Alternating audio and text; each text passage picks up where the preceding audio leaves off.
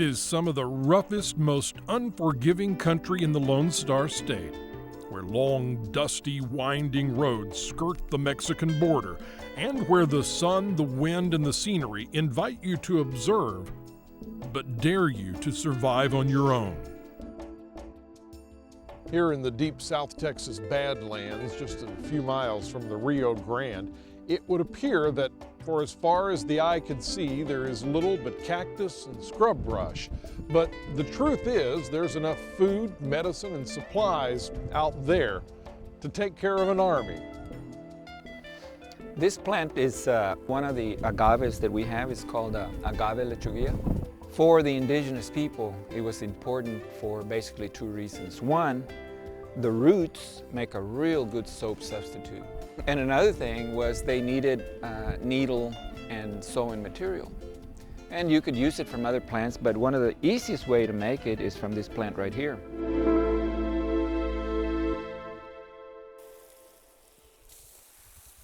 Benito Trevino was born precisely in the middle of this South Texas nowhere.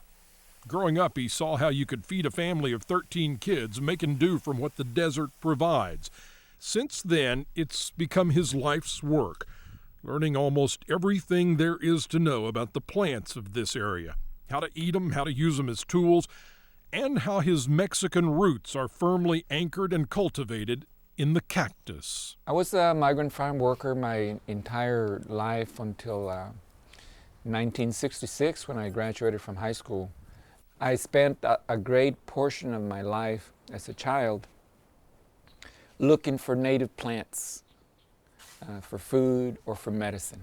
As I started getting older and older, I started to appreciate the skills that they had to survive.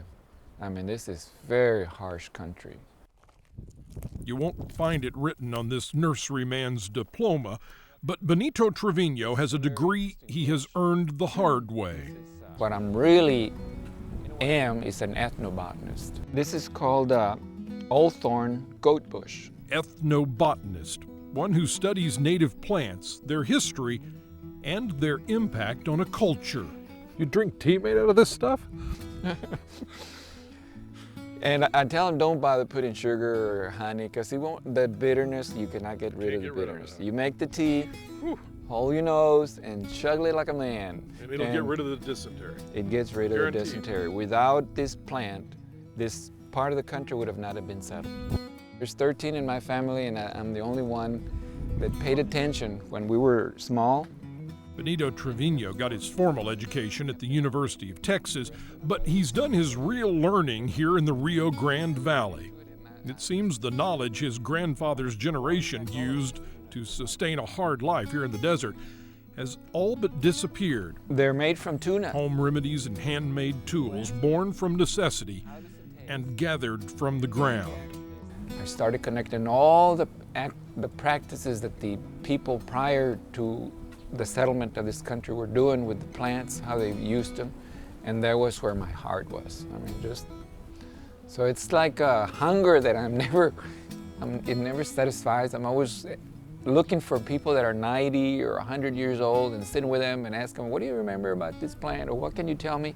And extract some of that hidden information that it's not written. It's still whatever's there and that's it. It's pioneer engineering that Benito has researched, tried, tested, and spent a lifetime perfecting. How many of you have eaten mesquites? Make the long journey to Benito's ranch, and you too can share in his knowledge and peek into his past. See all that gooey stuff?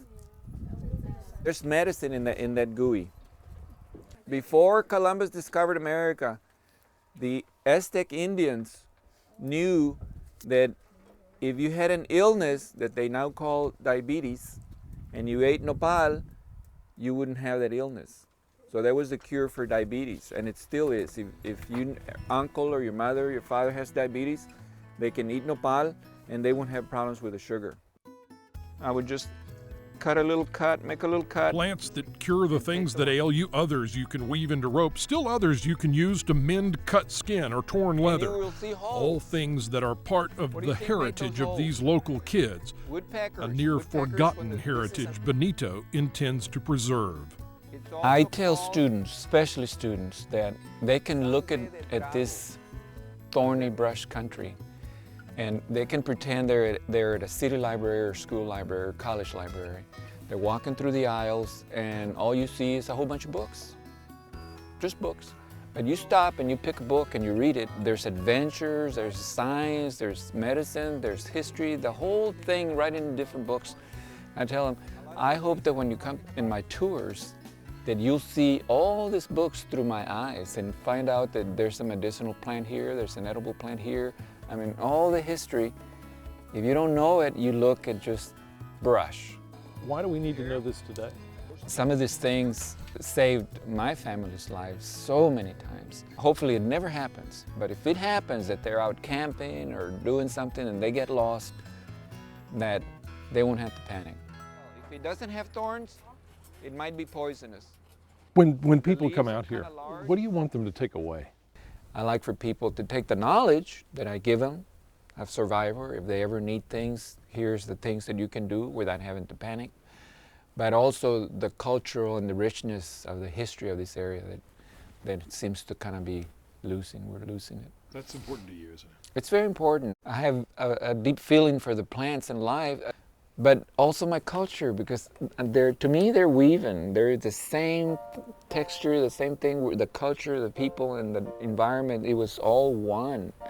And I just have so much appreciation for all of them, because I think they're all one.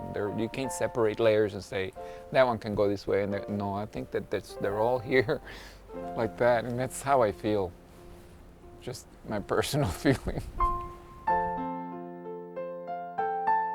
He is the botanical voice of the valley, heralding the values of native plants and how they provided for and defined a culture. Ethnobotanist Benito Trevino's love of Texas nature has gone from curiosity to hobby to education to vocation.